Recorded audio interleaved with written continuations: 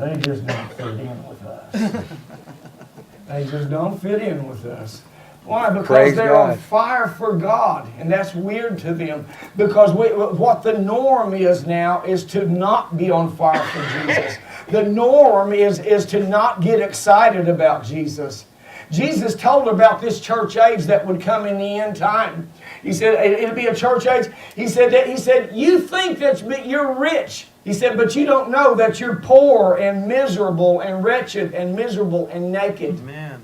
He said, you think that you are rich and have need of nothing because you're increased with goods. He said, but you don't realize, he said, you don't see that you are poor. And he said, because you're rich and you see how much riches and wealth you have, you think you've really got it going on. The American church, this is exactly the way this part of the church is. The Chinese aren't this way because they don't have all this consumer mentality. They don't have all these rich people everywhere the way we do. The Filipino people, they don't have all this problem because they don't have all of this luxury everywhere. They don't have life to serve to them on a silver platter. I see girls out there. I see 16-year-old girls with 8 kids pouring water out on their floor, and they got a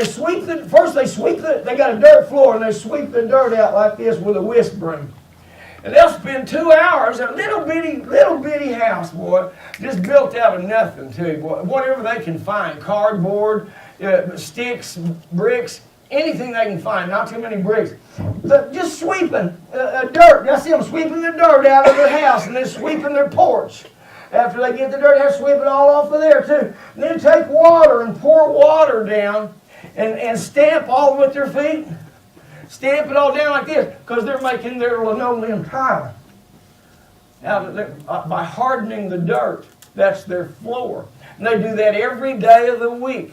Now, I want to tell you something. A woman that's got a dirt floor is not somebody that feels like much of a consumer. She's just making do with what she has every day, trying to provide for her home.